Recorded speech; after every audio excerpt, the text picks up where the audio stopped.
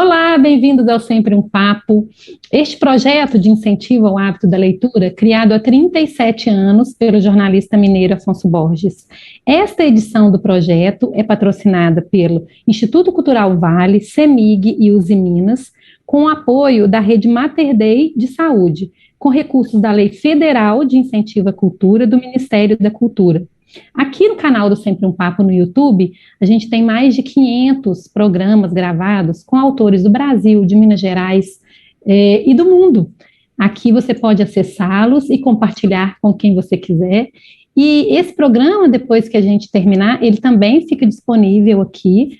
E eu te convido a se inscrever aqui no canal, se você ainda não for inscrito, e ativar o sininho para ser notificado sempre que um novo programa entrar no ar. A gente já bateu os 100 mil inscritos, isso é um marco para um programa de literatura. Hoje a gente tem a alegria de receber uma escritora mineira, a poeta e jornalista Elisa Caetano, que vai falar sobre o novo livro que ela está lançando, que é Os Dias ou Os Dentes, da editora Urutau. Bem-vinda, Elisa. Obrigada, é um prazer estar aqui nesse espaço que já é tão tradicional e tão importante para a literatura feita em Minas Gerais. Um prazer. Elisa, antes da gente começar a nossa conversa, eu quero apresentar também a nossa intérprete de Libras, a Raíssa Medeiros, que vai ficar com a gente até o final, e também convidar você e a quem está nos assistindo para ver um vídeo institucional da nossa patrocinadora, e a gente volta num minutinho. Onde está a cultura? A cultura está em todos os cantos do Brasil. E com o Instituto Cultural Vale, vamos valorizar ainda mais nossas manifestações culturais. Ao todo, são mais de 200 projetos criados, apoiados ou patrocinados em mais de 160 municípios. Onde tem cultura, a Vale está. Apoiando e valorizando nossa cultura, crescemos e evoluímos juntos. E a gente volta para iniciar essa conversa com a Elisa Caetano, que além de escritora, de poeta, é minha amiga. Alegria, viu, Elisa, ter você aqui, falar sobre os seus livros, sua literatura. A Elisa, ela nasceu e vive aqui em Belo Horizonte, ela é jornalista e escritora, teve o primeiro livro de poemas lançado em 2016, também pela editora Urutau, o Caderno das Inviabilidades. O livro traz fotografias da Laís Blanco.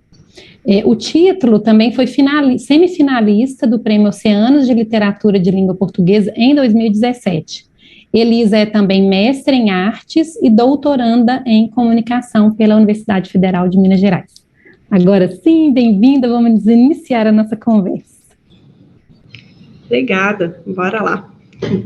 Elisa, eu acho que antes da gente entrar aqui para falar diretamente dos livros, né, dos seus 2 livros, que o terceiro é quase 3, né, que eu quero te pedir para contar um pouco dos seus primeiros contatos com a literatura, para a gente conhecer mais de você, assim, você sempre foi leitora, sempre escreveu, como que era a sua infância, assim, você cresceu em meio aos livros, essa menina que é hoje escritora, é também jornalista, veio primeiro o jornalismo, né? Conta um pouquinho da sua história para a gente. A escrita acho que sempre teve presente, a leitura antes disso, né? Assim, minha família é uma família que lê muito, meu pai é jornalista, minha mãe se formou em letras, depois foi trabalhar com outras coisas, mas a formação dela também estava a literatura lá muito forte, né? E a gente sempre leu muito, sempre teve muito livro em casa, minha mãe sempre leu muito para a gente, e então eu acho que eu cresci assim no meio dos livros, né? Aí depois a escola também teve um papel super importante nessa formação, até eu começar a entender o que era uma literatura e uma poesia um pouco mais recente, assim, né? Talvez assim do Drummond para cá, assim, foi quando na adolescência eu comecei a ficar mais interessada no assunto, e a gente tinha lá uma estante enorme, cheia de livro, que eu ficava viajando nela, pegando livro dos meus pais lá, horas e horas, e folheando, e aí li Drummond, li Adélia Prado, li Lígia Fagundes Telles, tudo meio misturado ali naquele, muito Monteiro Lobato, né, na infância e adolescência, então sempre teve muito presente, né. E depois veio a necessidade, a vontade de me expressar pela via da palavra, né, a palavra sempre foi, de fato, muito presente, então acho que era natural que tivesse essa vontade de expressão pela palavra. E aí, quando eu comecei a ler essa poesia um pouco mais recente, eu fiquei muito encantada com a liberdade com que esses escritores escreviam, né? E aí eu passei a pensar assim, eu acho que eu também quero fazer alguma coisa parecida, eu também queria dizer umas coisas aqui, isso aqui faz sentido para mim. Então, eu comecei a escrever diário, como muita gente começa, né? Acho que é muito comum, mas os meus diários não saíam, assim, um relato do dia. Eu tentava fazer e ficava meio frustrada, porque não saía isso, saía uma escrita muito livre, muito, às vezes, um pouco fragmentada e tal. Então, comecei a fazer caderninhos, assim, com, sei lá, 12, 13 anos, e acho que estou fazendo caderninho até hoje. E como que, para chegar no seu primeiro lançamento, Elisa, desse livro, que foi de 2016, né? O Caderno das Inviabilidades. Como é que foi esse processo de criação, assim, você decidiu escrever um livro e se baseou nisso, né, como meta, ou você já tinha uns escritos aí desses caderninhos, desse diário? Como é que foi o processo de criação desse primeiro livro? Ele foi, assim, baseado nesses escritos esparsos, assim, que foram sendo feitos ao longo dos anos, né? E depois, é claro que tem um outro processo, assim, acho que a prosa também, né? Imagino, assim, não escrevo prosa, mas a poesia tem muito isso da edição, do voltado, brincar com o texto, né? Brincar com o poema. Então, tem uma primeira escrita e depois tem muitas outras, né, que vão acontecendo, assim, para mim, um pouco ciclicamente. E aí, mas tem um passo, assim, que eu acho que é um passo fundamental para aquilo virar, de fato, um livro, né, um objeto que você fala, e agora tem isso aqui é um inteiro, né, que faz sentido. Que foi, e aí foi muito compartilhado, assim, em oficinas de escrita, em espaços coletivos, assim, para se discutir escrita. Eu fiz uma oficina de escrita com a minha amiga Flávia Peré, e ela já tomou uma forma um pouco mais estruturada, assim, de um livro. A partir daí, eu fiz algumas coisas lá no Espaço Estratégias Narrativas, que é um espaço que eu tenho um carinho enorme, assim, aquilo que a gente compartilha lá super importante, e aí são esses passos, assim, que eu acho que são um pouco fundamentais para aquela pilha de escritos virar, de fato, um livro, virar poema, virar livro, fazer sentido como objeto, né? Então, foi um pouco por aí. E é um livro que traz também fotos, né? Como que foi essa escolha das fotos, essa parceria com a Laís Blanco para vocês fazerem juntas esse livro? Quando eu senti que eu estava com o livro pronto, né, eu fui procurar como publicar, e aí a editora Urutau faz um trabalho que eu também acho muito relevante, assim, porque é uma editora muito aberta para escritores estreantes. Eles abrem editais por cidade, normalmente, e aí as pessoas podem mandar os originais.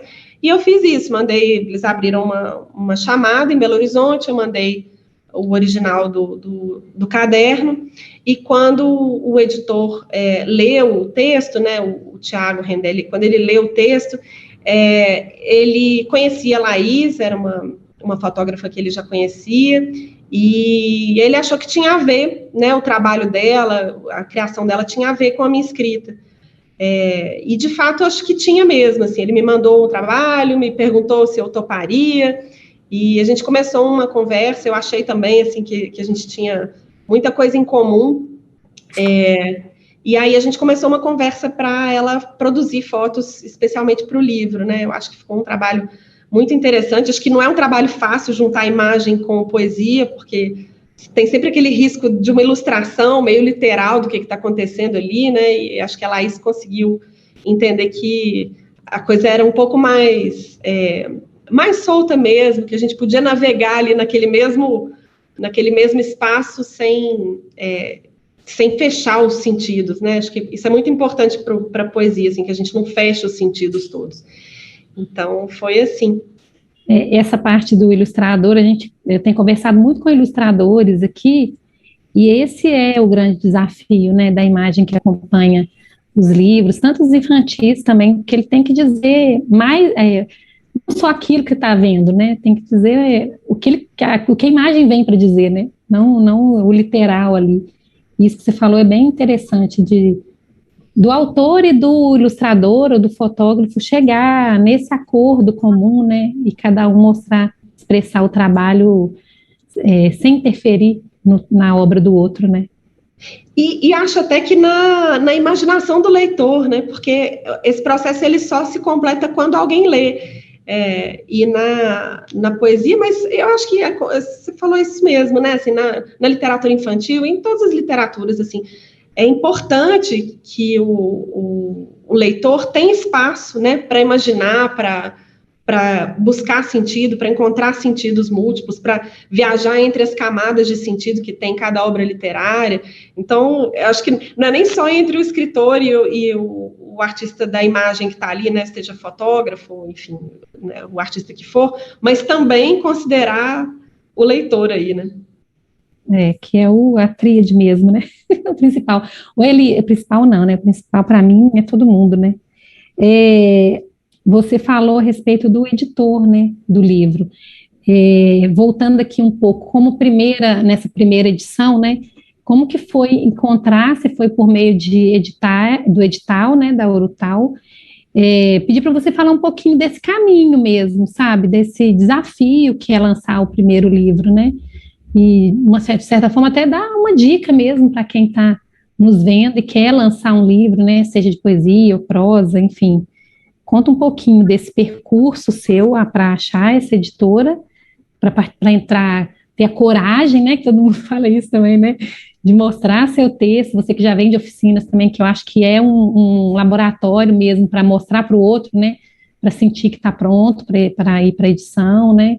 Fala um pouquinho dessa trajetória aí com a editora, por favor. Eu acho que é muito importante ter esse amadurecimento, né? O processo de amadurecimento do livro, porque um livro não é só aquele texto que você escreveu a primeira vez, né? E nem é só o conjunto dos textos que você foi juntando.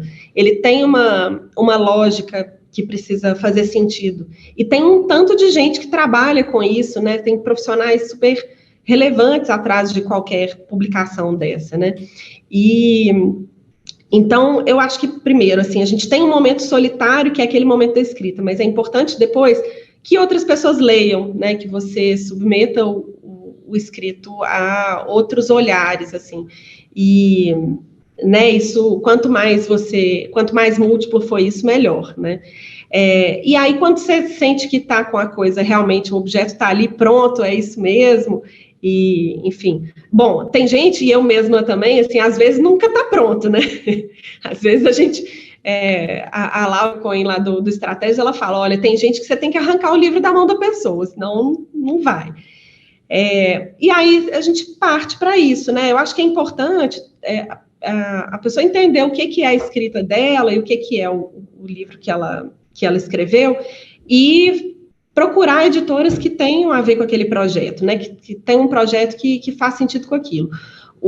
Assim, a Urutau, por exemplo, é uma editora que é muito dedicada à poesia, existem outras, né? Hoje a gente tem um mercado de editoras que tem uma variedade grande, a gente tem, né, até por conta de evolução mesmo das técnicas de gráfica, do digital, a gente consegue ter livros com tiragens menores, o que dá oportunidade para a gente ter uma variedade maior de escrita publicada.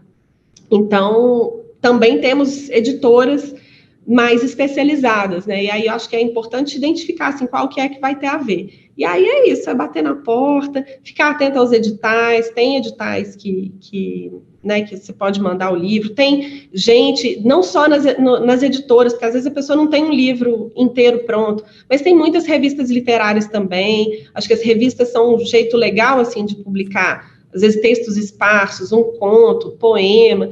Então, acho que elas também são um caminho legal até para ter um portfólio, para dizer, olha, tem isso aqui já foi publicado, tem isso aqui, né, e estou com esse material. Então, mas é essa formiguinha mesmo, tem que ir atrás e ver quem é que quer. É exatamente isso, a literatura e esse trabalho de formiguinha, né? E você falando de revistas, inclusive alguns poemas desse livro mesmo foram traduzidos, né, para o espanhol e foi publicado pela revista Poemas, né, da Venezuela.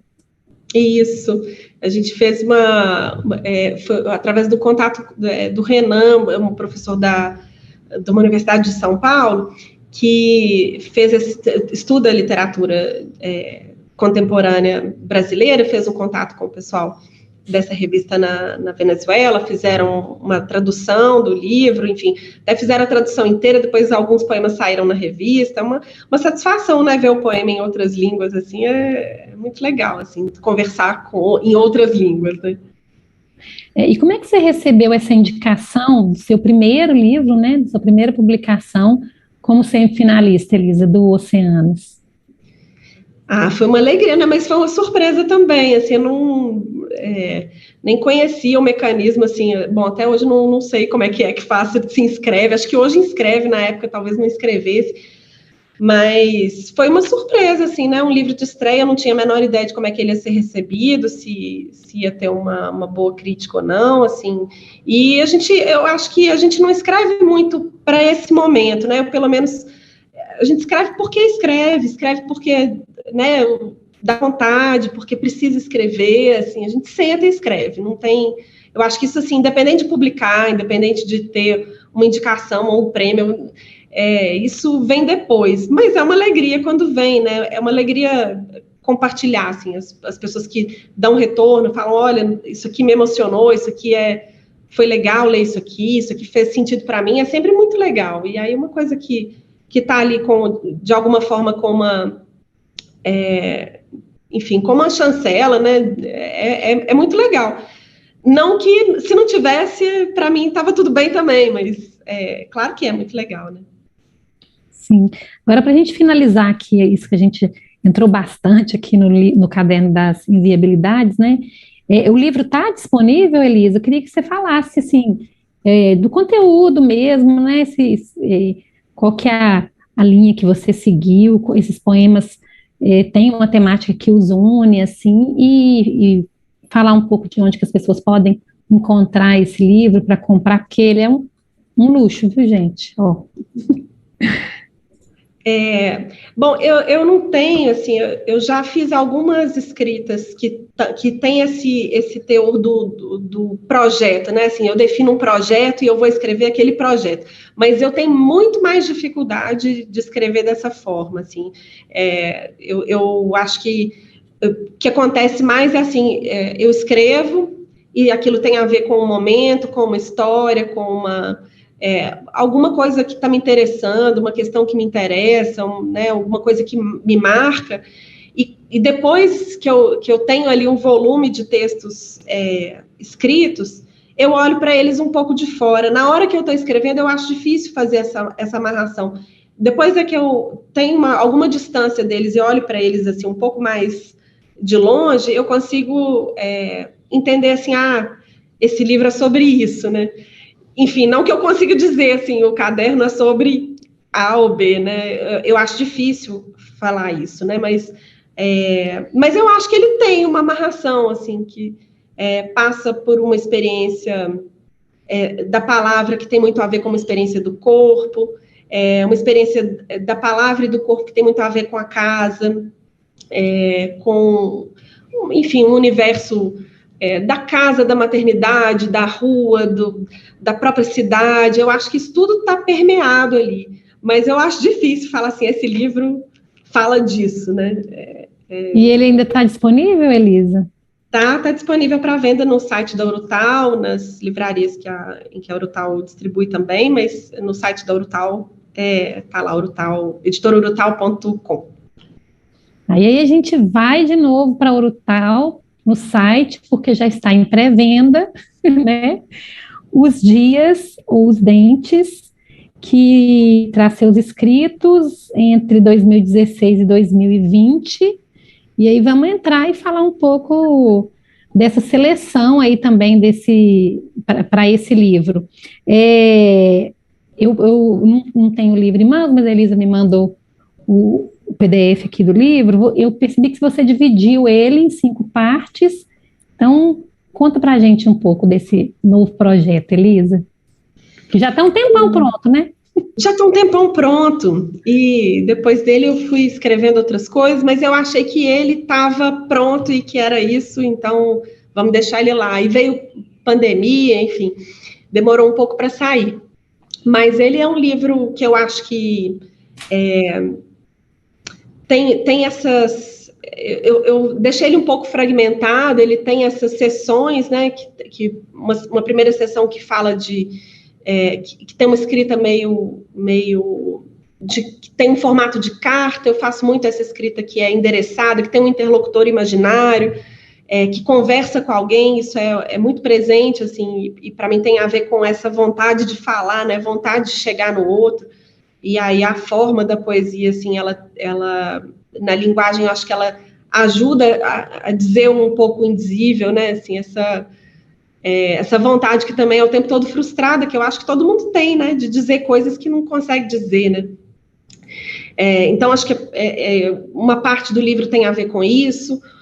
Tem uma outra parte que tem a ver com experiências muito sensoriais, experiências de se imaginar em situações, né? Tem um poema, por exemplo, que ele imagina um bebê nascendo de dentro da terra, né? A partir de uma notícia de jornal, um nascimento que vem de dentro de um bebê de dentro da terra. Então, essa sensação mesmo, o corpo, eu acho que é uma coisa que está sempre muito presente, assim, na minha poesia.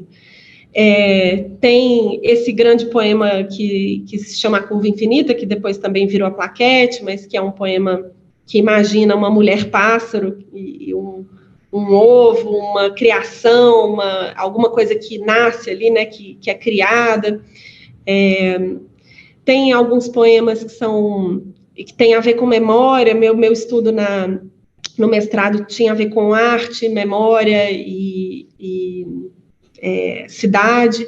Então, o estudo da memória me inspirou muito, assim, é uma coisa que é muito intrigante, assim, pensar em como é que a gente se lembra e por que a gente se lembra, e como é que a memória é um jeito de acessar as coisas, né, as coisas que sensibilizam a gente, que a gente quer acessar. Eu acho que tem um outro pedaço aí do livro que tem a ver com isso. Então, ele tem um bocado de coisa, acho que ele tem uma amarra, mas ele também tem essa fragmentação. Você entrou no A Curva Infinita, que você tem, foi feita a plaqueta separada, ele vem no livro também, e tem ela separada, que vem com as aquarelas da Júlia, né? Vamos falar um pouquinho a respeito dessa parceria de você, de novo, trazendo, né, para a sua obra outra arte. A Curva Infinita foi um desenho feito durante uma oficina que a Júlia ofereceu, a Júlia Panadès. Ela é uma artista da imagem e da palavra, né, e ela oferece oficinas muito interessantes, muito instigantes, no espaço de criação que ela tem. E aí eu fui fazer uma oficina. Eu gosto muito de fazer oficinas, e acho que isso ajuda muito, dá muito pano para manga, assim. E aí tinha nessa oficina tinha um exercício de escrita infinita, assim, um exercício que a gente vai ali no tempo e coloca o corpo mesmo para escrever e dura aquilo, né? Você fica 5, 10, 15, 20 minutos escrevendo direto. E ele saiu quase pronto, assim, já desse primeiro esforço. Foi muito interessante, assim, o momento. Depois sofreu alguma edição, mas muito pouca. E aí depois a Júlia falou, olha, acho que poderia ficar legal, gostaria de fazer alguma coisa a partir desse texto, quem sabe a gente não faz alguma coisa. E aí, então, vieram as aquarelas dela, e aí tem até assim, a gente achava que merecia uma publicação específica, separada, né, acho que, enfim, é um luxo. Fiquei super grata, super feliz do trabalho reverberar para ela e receber esse trabalho dela. E aí a gente faz a plaquete separada, até para ter uma impressão colorida, né? Porque aí pede, e, enfim, fica uma publicação a mais. O poema, o texto, está no livro, mas ele também tem essa publicação específica dele. Você quer ler um trechinho dele para a gente? Que já sei de que ele é enorme, que vai gastar muito tempo. Vamos ler um trecho da Bonita. Vamos ler um trechinho dele. Eu achei ele um pouco grande, assim, para ler em vídeo, assim, as pessoas se entendiam. Vou ler o trecho final dele. O fôlego da água incansável move turbinas, cidades, peixes e sinos de igrejas submersas, onde nascer já não importa, onde não se batizam mais crianças e elas permanecem sem nome diante de Deus. Sem vida, porque a vida de qualquer criança será insignificante dentro da igreja submersa das águas profundas de cima da cama, onde o pássaro fêmea contorna o sonho e dá à luz um ovo que por dentro ainda está no breu. E é possível sentir no interior da forma infinita e curva o risco de não conseguir produzir a rachadura necessária para brotar através da dureza de uma casca de ovo. Amanhã, outro risco. Debaixo da água, sobre a cama, para o pássaro fêmea, peixe brotado da igreja das crianças sem nome, de dentro do sonho, o risco maior. À noite, em claro, cansaço em folhas, formas, grãos, rochas, frio, vento, trama, coberta. Não conseguir dormir. Só então dar palavras a sonhos, nomes a crianças pagãs batizadas em igrejas submersas, gênero a pássaros, dar nomes, tempo, número, dar palavras novamente, ser pássaro fêmea, mulher, peixe, igreja, ovo, e dentro do ovo, outra mulher.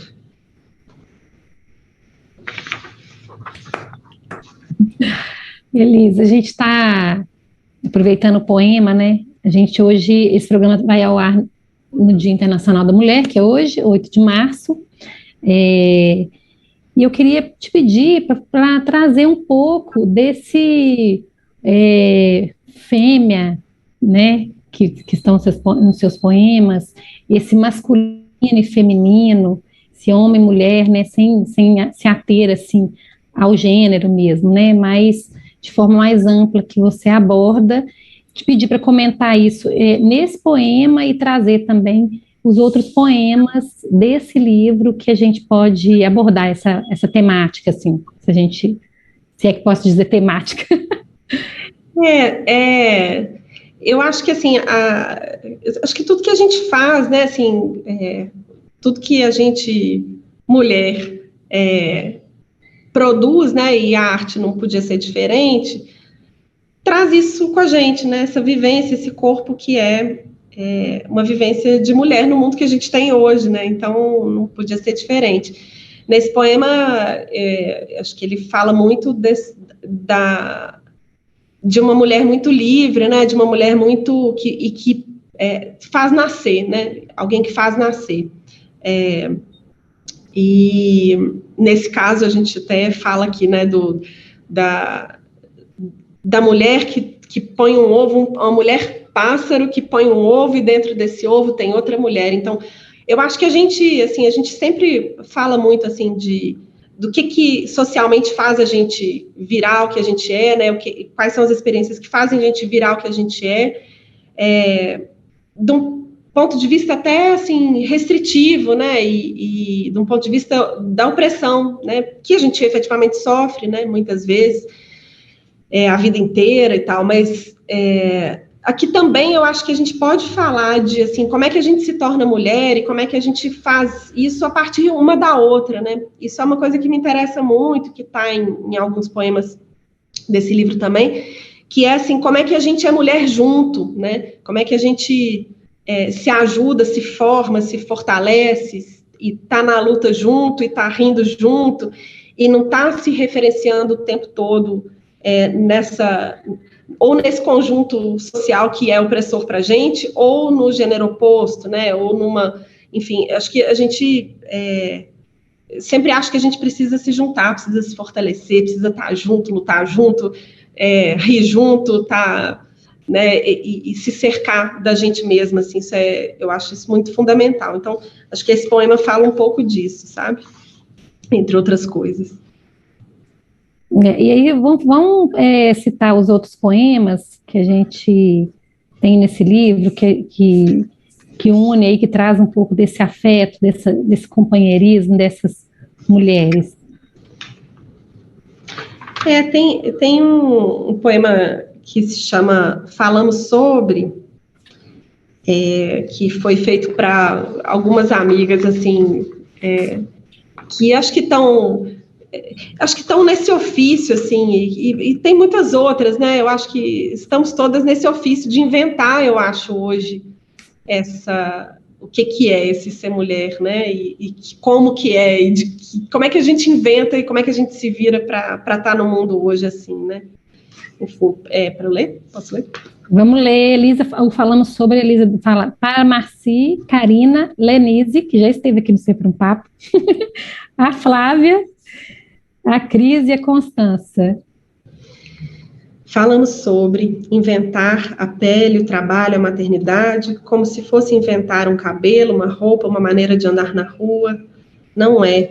Para nós que precisamos inventar uma maneira de habitar a cidade onde nascemos ou qualquer outra, para nós que temos 40, quase pouco mais, e queremos uma maneira de andar sobre uma cidade inteira, um país inteiro, ou em partes, ou só um mato sem cerca, e que temos assumido algumas vezes o risco de pôr tudo a perder, tudo, os sapatos, o jeito de andar, a calçada, para nós é só invenção, ainda assim, em caso de morte, só invenção esta ou outra, melhor a nossa maneira, e um forte abraço em nossas irmãs de 20 anos. Esse poema, ele toca tão fundo, né? Traz esse aconchego mesmo, né? Dessa troca. Eu tinha lido ele, quando você leu assim, me bateu de uma forma diferente mesmo, de afetividade, sabe?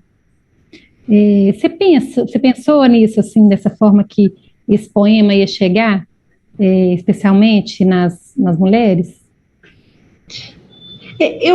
Assim, de forma geral, eu penso pouco na hora da escrita, sobre como é que ele chega, assim. Eu acho difícil, assim, fazer o poema pensando em como é que as pessoas vão ler. Então, pensar antes, na hora de escrever, não. Mas depois eu acho que ele é isso. Aí, quando ele aparece, né, quando o poema está lá, para mim é isso. É assim, vamos juntas, né? E tem uma coisa de estar junto das mulheres que é só delas, né? Eu acho que a gente tem um estar junto que a gente só pode fazer uma para a outra. Não tem jeito de não ser entre a gente, assim, né? Então é isso mesmo, para mim é um abraço. E até no próprio seu trabalho, né, que a gente já citou, no Caderno das Inviabilidades, você tem a parceria da fotógrafa, né? Nesse vem a Júlia, o pós-fácil desse livro, falar um pouco dessa irmandade ali que você traz nas suas obras, Elisa. Assim, o pós-fácil é da Daniele Magalhães, é uma escritora que eu admiro enormemente, e a Orelha da Flávia, né, que também é amiga de muitas décadas, bom, nem tantas assim, né, que a gente também não está tão velha, algumas décadas. Tem um programa com a Flávia Pereira aqui também, gente, que quem quiser assistir, genial. De fato. E então, assim, eu acho que o livro, né, ele é esse objeto assim muito delicado, e eu acho muito mágico, assim, um negócio que tem muitas janelas, tem muitas entradas, aponta muito para muitos lugares, né? E cada texto tem alguma coisa da gente, tem o corpo da gente, tem, né, tanta gente que trabalha ali, e aí eu acho que é importante, para mim foi importante, assim, ter a leitura delas e ser uma leitura de mulheres sobre o meu texto, as leituras dos homens também, ótimo, maravilhoso, mas ali nesse espaço eu queria muito que esse objeto, que para mim é um objeto mágico, eu tivesse muito cercada dessas companhias, assim, de mulheres mesmo. Isso foi bem importante para mim. Elisa, aqui no livro, uma das partes é a memória, né? que tem um poema, eu acho que é nessa mesmo, que você se dedica para a sua filha, né, Malu. Eu quero pedir para você falar isso, dessa maternidade, né, ser mãe de duas meninas, ler esse poema para Malu também, né, que já é uma mulher, né, também, e citar falar um pouco dessa parte de memória, assim, dessa afetividade ligada às suas filhas. Acho que a maternidade está presente na minha vida desde que eu me entendo adulta, né? Eu tive a Maria Luísa bem jovem, então eu acho que eu sempre me vi a adulta mãe, né?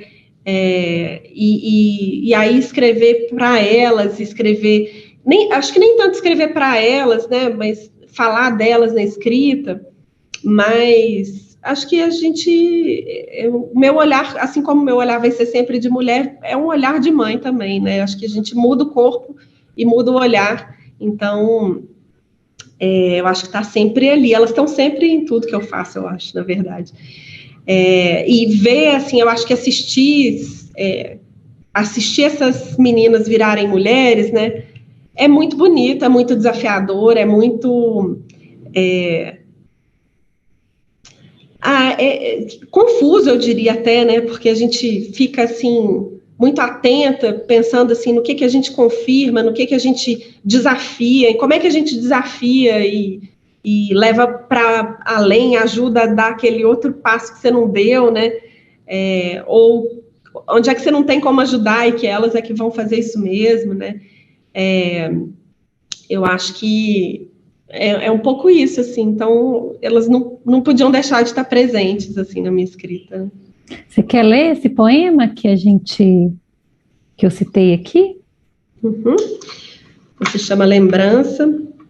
Desta cidade, as mulheres que andam sós e se dizem como está, sim, bem, de pé, ou quase mortas, e sim, sei bem, só posso saber, se encontram e são meio mães, meio iguais, na cidade, na praia, onde apontam para mostrar a arquitetura, ou uma frase na parede, la memória, essa história, esse ouvidor. Sim, de pé, quase morta. Eu estou doida para pegar esse livro impresso, Elisa. Qual que é o lugar da poesia na sua vida, Elisa, hoje, assim? Agora, nesse momento, você está lançando o livro, né? Imagino que seja um lugar imenso, né? Mas você como mãe, como jornalista, né, que é profissional, aí estudando também já, fazendo doutorado, esse lugar da poesia. Eu acho que a poesia é uma coisa que é indissociável, assim, de mim. Não tem, assim, às vezes as pessoas falam, pô, mas como é que você tem tempo, né? Mas você vê que a escrita também, ela tem a velocidade dela, né? Então, eu acho que é uma coisa que está o tempo todo presente. Eu acho que não tem um momento da minha vida, assim, que eu falo, isso aqui não existia. Mesmo quando, em momentos que eu lembro, assim, falo assim, aqui eu estava escrevendo pouco, né? A gente sempre fica nessa... Eu não me lembro quem que falou isso, que os escritores sempre têm medo de nunca mais escrever, né? Eu tenho muito esse medo, assim, e tem momentos que escreve mais, tem momentos que escreve menos, né? Mas mesmo os momentos que eu estava escrevendo pouquinho, eu vejo que estava escrevendo, tinha alguma coisa ali que... Tem um fio ali que me mantém ligada a isso, assim, não... isso, é da necessidade de se expressar, da necessidade de estar no mundo, né? Então, não tem jeito de não ter. É uma coisa um pouco assim, não existe um tempo, um espaço muito grande que precisa ter, porque senão se não for sob essas condições, não tem escrita. Assim, para mim, ela está sempre lá. Você falando isso, eu pensei nessa sua oficina com a Júlia, né? Foi um lugar de escrita, né? Você escolheu estar ali e dali veio a inspiração para a curva infinita, né? Você não tinha uma ideia, ou foi a partir dali que surgiu esse poema, né? Então você pode instigar essa inspiração também, de certa forma, né, Elisa?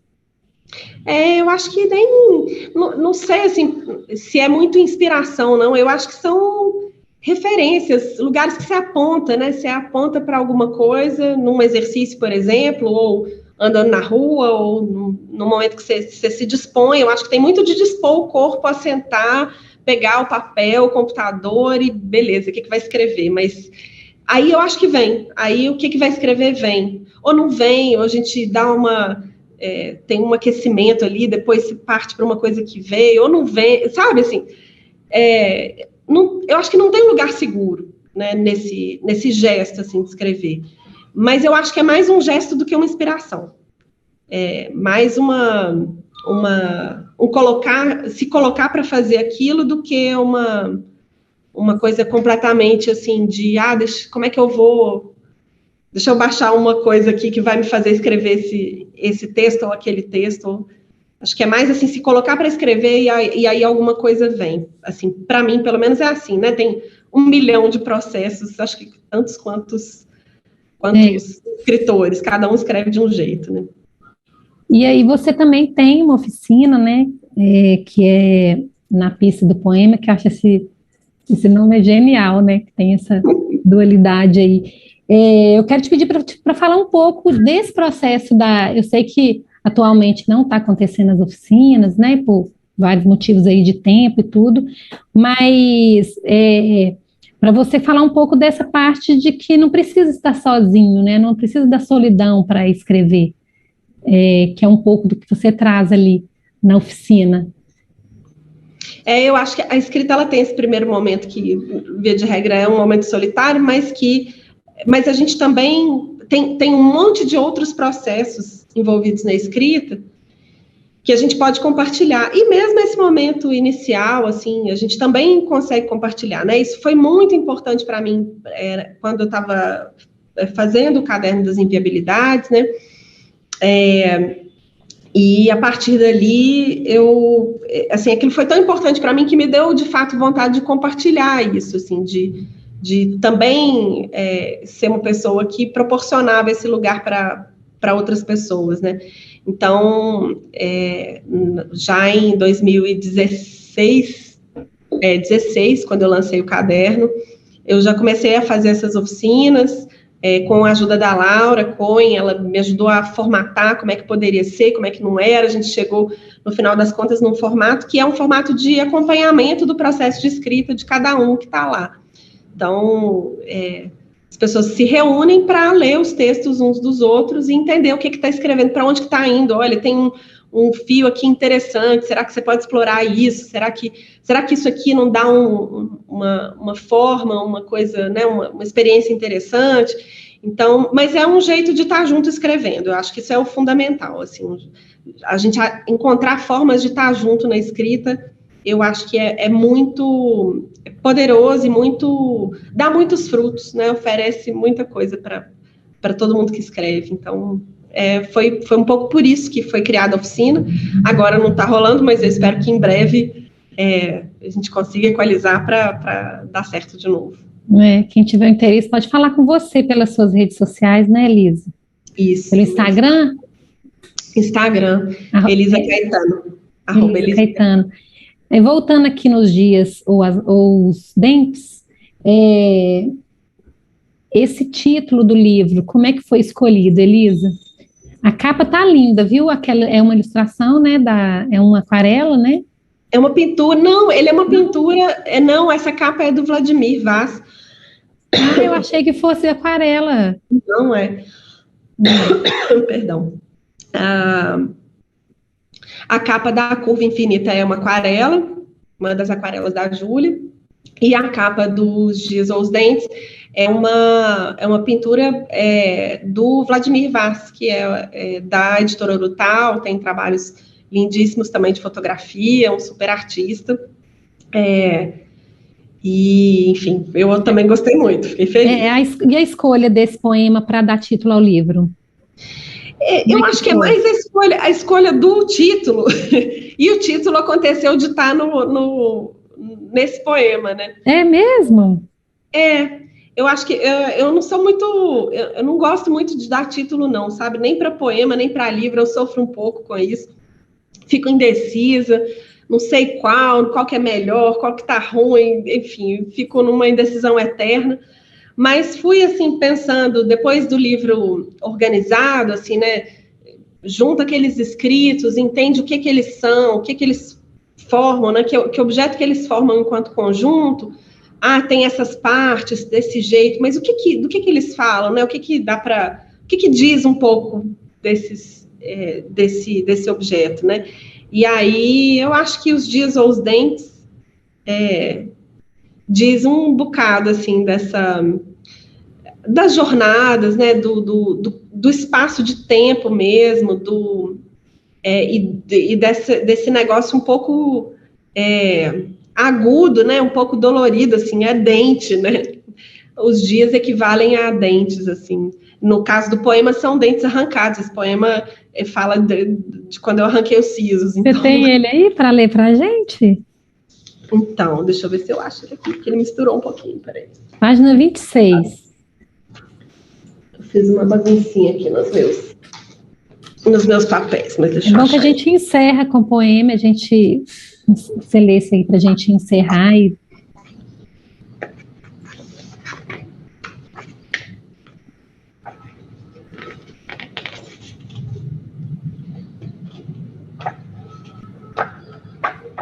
Sério, eu perdi. Sério, encontrou, não? Peraí. Achei. Os dias ou os dentes. Você cuidava da extração dos dias, eu da extração dos dentes. 4 sisos resultaram em alguma instabilidade, mas não se sabe qual é mais doloroso. A boca costurada protesta, mas os dias nem falam. Os dias calados doem como estômago vazio. Cuidamos e duvidamos. O que dói mais, os dias ou os dentes? E então eu pude dizer, eu te amo, emendando sou estranha. Eu tinha a boca costurada nesse dia, que foi ontem, mas merece ser narrado como um passado distante. E assim mesmo eu disse, eu te amo, no seu dia de ir embora, mas sou estranha. Você me deu um beijo rápido, eu fiquei entre as coisas da casa, olhei as plantas que, em sua maioria, gostam dos cantos onde foram postas. E os livros, não muitos. Um porta-retratos que é a lembrança que alguém guardou de mim. Nesse dia pensei, eu disse, depois de explicar bem, em uma conversa despedida que me deixou a salvo, em que chegamos a conclusões parecidas, frequentemente chegamos a conclusões parecidas por vias diferentes, mas talvez sentindo uma pontada na barriga vazia, o que já é alguma coisa, diante de uma boca costurada. Você preparava a extração dos dias. Extraímos de nós mesmos um tipo de amor que não soubemos reconhecer, que não era de dança e onde havia longas conversas no quarto escuro. Estivemos juntos muitas vezes na madrugada do quarto, depois de tirar as lentes de contato, enquanto extraíamos dentes, dias, lentes de contato e o líquido produzido pelo amor dedicado aos que vão embora. Nos fizemos a companhia que poderíamos. Quem mais guardaria comigo o amor por tanta louça quebrada, ou acharia saídas possíveis de um quarto para a luz do meio-dia extraído? Essa é uma carta. Muito obrigada, Elisa, pela sua participação aqui, por adiantar para a gente o seu livro, Os Dias ou os Dentes. E eu quero te pedir para fazer as considerações finais, convidar as pessoas para comprarem o livro, né? Eu quero só agradecer mesmo a oportunidade, o papo, a conversa, que sempre é maravilhosa, a conversa com vocês, Jo. Agradecer a Nina, a Raíssa, ao Gabriel. O livro está à venda, tanto Os Dias ou os Dentes, quanto A Curva Infinita, estão à venda no site da Editora Urutau, editoraurutau.com. Estou publicando também vídeos com poemas, algumas leituras, estão lá no meu Instagram, Elisa com Z, Elisa Caetano, @Elisa Caetano, e já a gente faz um lançamento presencial, mas o livro já está na rua. É isso, muito obrigada, Elisa, obrigada, Raíssa, você que está nos assistindo. Te convido para se inscrever no canal do YouTube do Sempre um Papo, ativar o sininho e ser notificado sempre que um novo programa como esse entrar no ar. É isso, até a próxima, e deixo aqui meu abraço, querido Antônio Aquiles e para Zilar, os pais da Elisa, meus queridos, que eu amo, e que você dedica o livro a eles também, né, Elisa? E aí eu dedico esse programa para vocês dois. Ah,